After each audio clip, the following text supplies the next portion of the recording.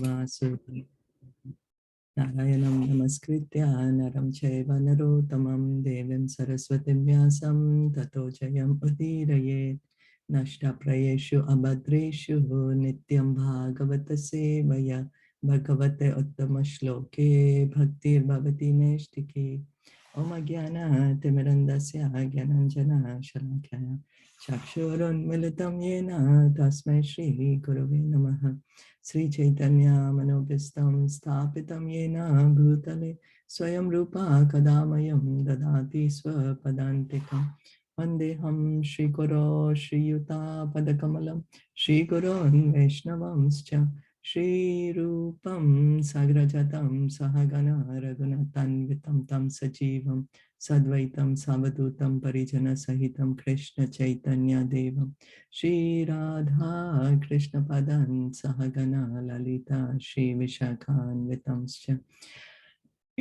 Hey Krishna Karuna Sindhu Dinabandho Jagatpate Gopesha Gopika Kanta Radha Kanta Namostate Tapta Kanchana Gaurangi Radhe Vrindavaneshwari Vishvanu Sati Devi Pranamami Hari Priye Nama Om Vishnu Padaya Krishna Prishtaya Bhutale Srimate Bhaktivedanta Swamin Iti Namine Namaste Saraswati Devi Gauravani Pracharine Nirvisesha Shunyavadi Paschatya Deshatarine Manchakalpa Tarubhyascha Kripa Sindhu Bhaevacha Patitanam Pavanebhyo Vaishnavebhyo Namo Namaha Jai Sri Krishna Chaitanya Prabhu Nityananda Shri Advaita Gadadhara Srivasadi Gaura Bhatta Vrinda Hare Krishna Krishna Krishna Hare Hare Hare Rama Rama Rama Hare Hare.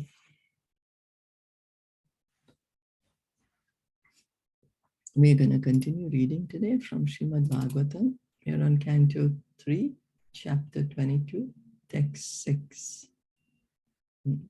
Tishtya me Bhagwan Drishto Dadarsho Yo Kritatmanam Dishtya Pada Rajas Prishtam Shishna me Bhavata Shivam. Translation and purport by His Divine Grace, A.C. Bhaktivedanta Swami Shilpa Prabhupada.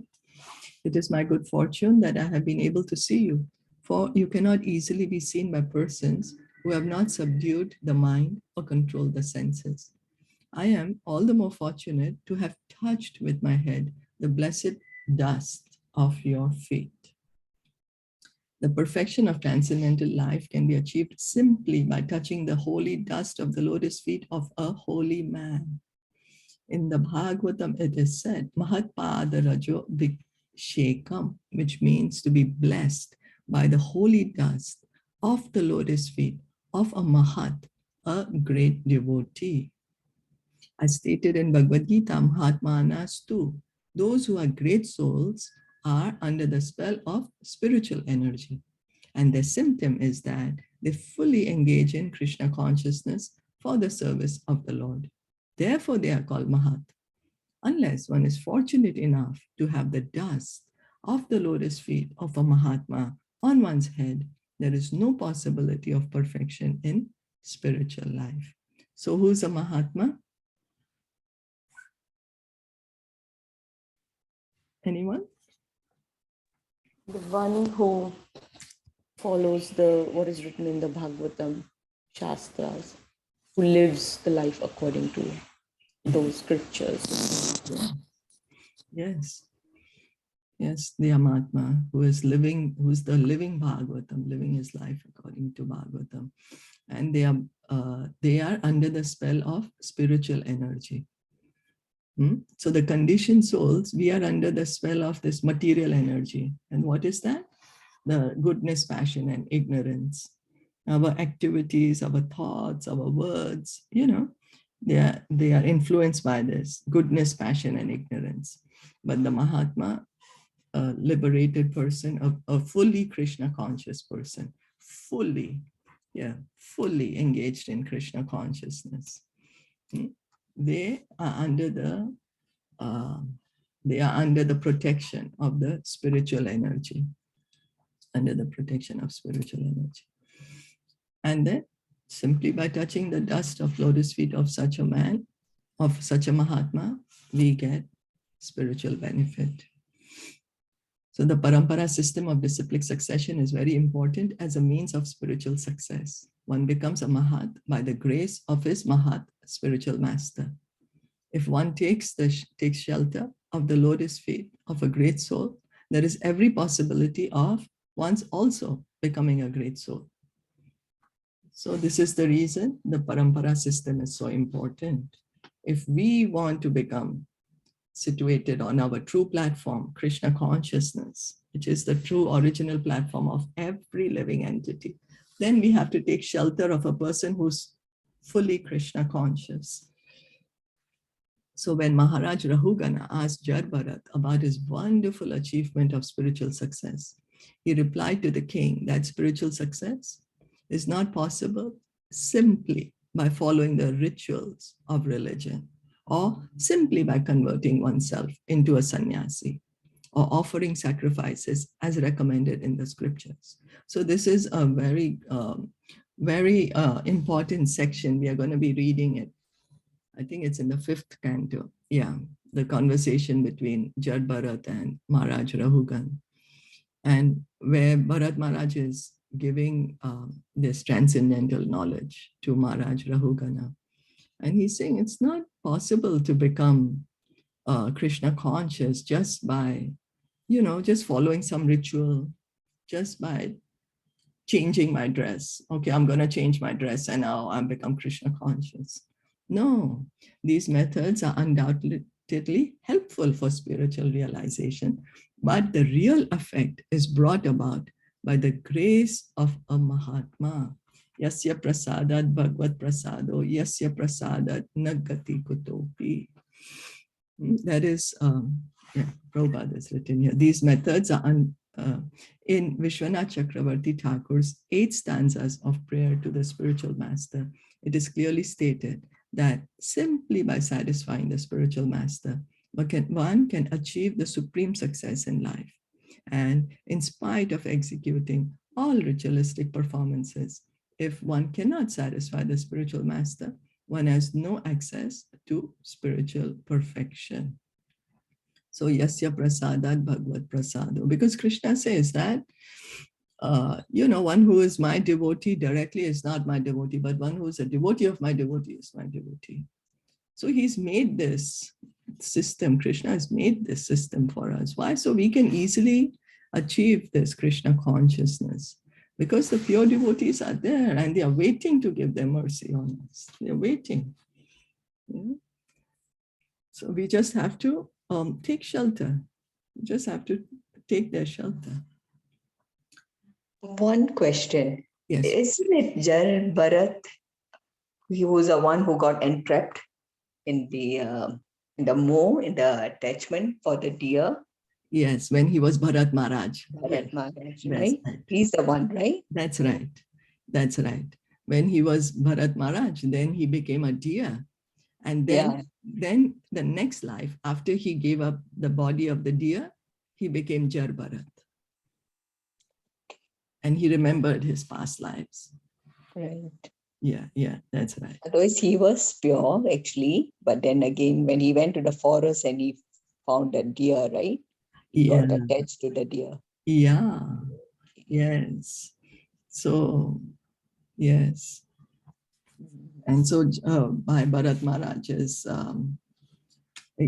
story, by this pastime, we understand that association is very important, Association, because there was no one to tell him, hey, you're getting too attached to the deer, Bharat Prabhu, So and then the next life he became a deer. Then that's next life he became a deer. In a Brahmin's house, because of this. The deer, even though he was a deer, he remembered that, I was Bharat before, and because he was on the platform of Bhava, which is just one platform below Prema. So it's a very, very, very advanced stage, very advanced stage. And so he was like, oh my God, I got attached to a deer and now I become a deer body. But even when he was in the deer, he would always listen to go to where the sages were, the devotees were always chanting the glories of Krishna, chanting his names. And that's how he gave up his life of the deer. And then the next life, he's born in the family of a Brahmin. And then in the family of the Brahmin also, when he's born, he remembers his past life. He remembers. And so he acts. That's why they call him Jar Bharat. He acts like very dumb and very stupid. Why? Just so that people can leave him alone and he can continue with his bhajan, with his, he didn't want to be distracted by anything. And then he gives this very nice, very, very good instructions to Maharaj Rahugan. We're going to be reading it in the 5th canto. So here the word akratatmanam is very significant. Atma means body, soul, or mind. So Atma refers to body, soul, or mind. And akratatma means the common man who cannot control the senses or the mind. Because the common man is unable to control the senses and the mind, it is his duty to seek the shelter of a great soul or a great devotee of the Lord and just try to please him. That will make his life perfect. A common man cannot rise to the topmost stage of spiritual perfection simply by following the rules and by following the rituals and religious principles. He has to take shelter of a bona fide spiritual master and work under his direction faithfully and sincerely. Then he becomes perfect without a doubt. So attachment to a pure devotee of the Lord is being stressed here. He says, and because Swayambhuva Manu is saying that I am become fortunate now simply because I have gotten the dust of your lotus feet. So attachment to the pure devotee. Does anyone remember who got perfection just by serving the pure devotees? Any example? Naradji. Yes. Yes. How was that Naradji's story? How was that? I think he was a servant of he was a son of a very old lady who was like a maid servant. And then the Chaturmas came, and then the lot of Brahmanas, they don't travel in the Chaturmas and they stay at one place.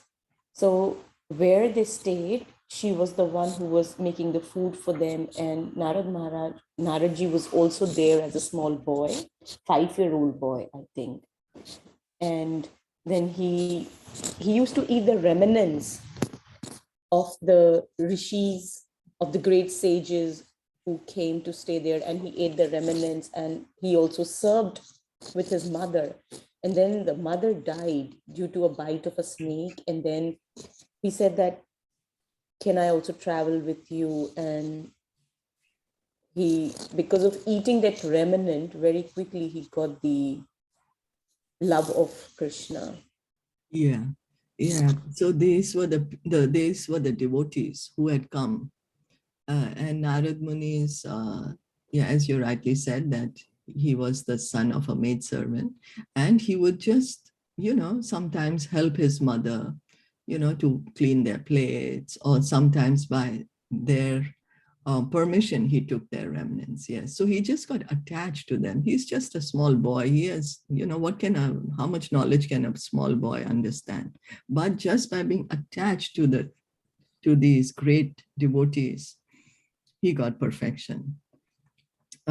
He was able to, and so he didn't travel with them. They left after some time. His mother died, but because he had already gotten this devotion, so he could understand. And he took it as God's mercy. He traveled throughout wherever he could go. He got the darshan of Krishna, and then in the next life, he was born as Narad Muni. So yes, he got perfection by being attached to a devotee, just being attached to a devotee. Were there any other examples? I just have one question. So is it that's why we are always motivated to attend the programs at temple? Because by that we'll have the association, the prasadam. Oh yes, of course. Of course. And we can also help, right? Like some of us help in the kitchen, in the cooking. So that is also like kind of a service. That is kind of an attachment, right? Yes, it is service. Yes. And it's also like attachment with the devotees, because by the order of a senior devotee, you are doing that. Yes. You're not doing it out of your own will, but Yes. just because, Yes. right? Yes. So that is also equally like what is the reference here is. That means. Yes, yes. Serve the devotees, yes. As Prabhupada says, that he simply wanted to serve the instruction of his Guru Maharaj. So he went to the West to preach the message of Bhagavad Gita to the Western world. So, yeah. Serve the devotees, get attached to the devotees. Yes. Yasya prasada Bhagavad prasado. That's right. So, moving on. Text 7. Dishtyātvaya nu shishtoham kritasjanu graho mahan apavrate karna randarer justa dishtyo shatir giraha. I have fortunately been instructed by you, and thus great favor has been bestowed upon me. I thank God that I have listened with open ears to your pure words. Very nice. He's grateful to God that he has opened attentively, that he has been instructed, and that's how he's been fortunate. Srila Rupa Goswami has given direction in his Bhakti Rasamrita Sindhu on how to accept a bona fide spiritual master and how to deal with him. So in Nectar of Devotion, because the details of bhakti are mentioned, so how to accept a bona fide spiritual master and how to deal with him. First, the desiring candidate must find a bona fide spiritual master. So one who desires to engage in bhakti, he must find a bona fide spiritual master, not just anyone so-called, no, a bona fide. And then he must very eagerly receive instructions from him and execute them. So receive instruction and follow the instruction. This is reciprocal service. A bona fide spiritual master or saintly person, what does he desire? He always desires to elevate a common man who comes to him. So a bona fide spiritual master does not want that, oh, I'm going to give you instruction that you become my slave and you work for me, and you'll be unhappy and I'm going to become so famous at your cost. No, what does he want?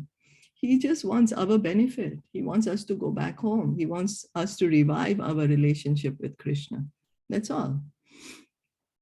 Because everyone is under the delusion of Maya and is forgetful of his prime duty, Krishna consciousness. A saintly person always desires that everyone become a saintly person. It is the function of a saintly person to invoke Krishna consciousness in every forgetful common man. So one who knows the science of Krishna is a bona fide spiritual master, and who can invoke our Krishna consciousness, who can bring us to Krishna, who can make us Krishna conscious, who can give us Krishna consciousness.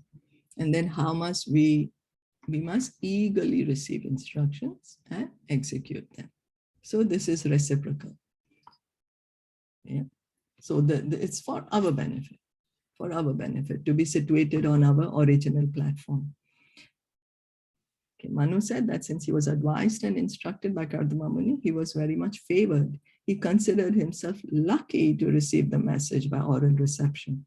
It is especially mentioned here that one should be very inquisitive to hear with open ears from the authorized source of the bona fide spiritual master. One should be inquisitive, eager when we are hearing from the authorized source. How is one to receive? One should receive the transcendental message by oral reception through the ears. The word karna randare means through the holes of the ears. The favor of the spiritual master is not received through any other part of the body but the ears.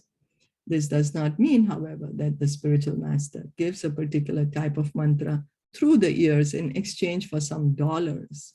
And if the man meditates on that, he achieves perfection and becomes God within 6 months. So it's not that we go to a spiritual master and he says, give me money and you chant this mantra and you're going to become God. No, that is not bona fide. Such reception through the ears is bogus. The real fact is that a bona fide spiritual master knows the nature of a particular man and what sort of duties he can perform in Krishna consciousness. And he instructs him in that way. He instructs him through the ear, not privately, but publicly. You are fit for such and such work in Krishna consciousness. You can act in this way. One person is advised to act in Krishna consciousness by working in the deity's room. Another is advised to act in Krishna consciousness by performing editorial work. Another is advised to do preaching work. And another is advised to carry out Krishna consciousness in the cooking department.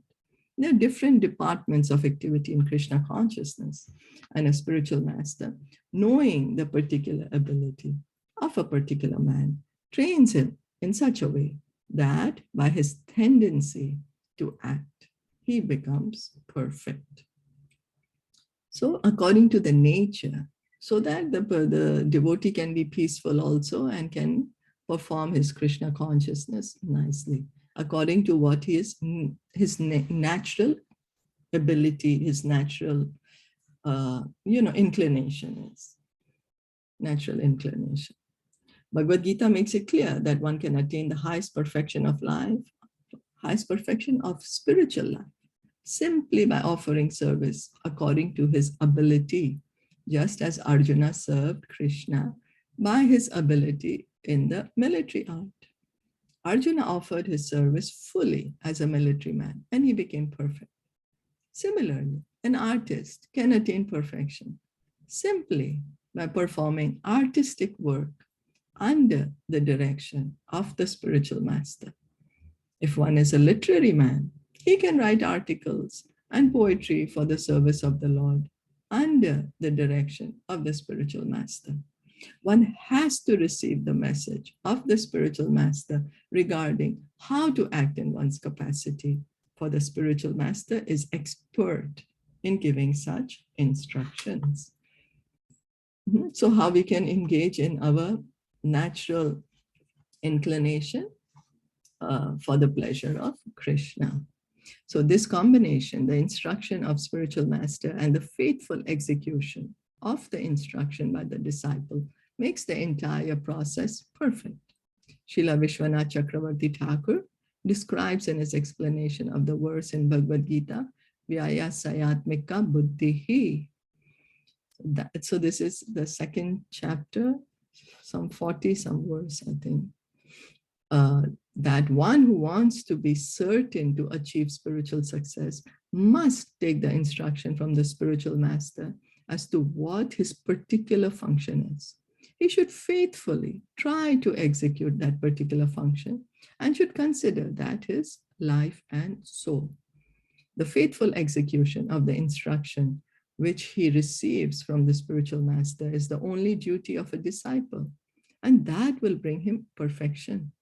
One should be very careful to receive the message from the spiritual master through the ears and execute it faithfully.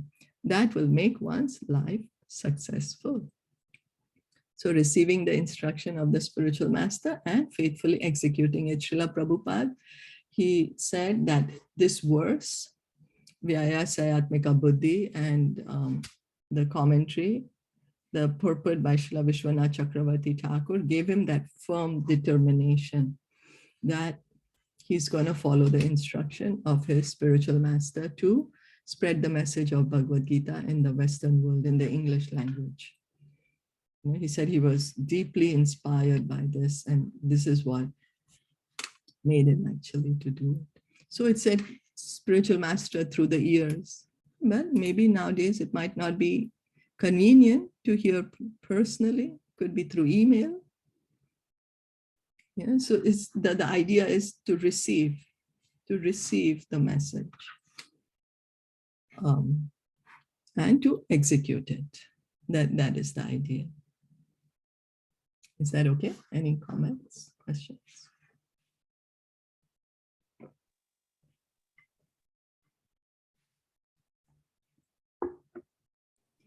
So we see like Mrigari, the hunter, he achieved perfection. What Narad Muni told him, that you give up everything, you just sit and chant here. Take a tulsi plant and chant. And Mrigari got perfection by that. So attachment, again, the attachment to the devotee, attachment to the pure devotee of the Lord. And with this attachment, then execute the order. Like how Naraji told Dhruv, right? Oh, yes. Yes.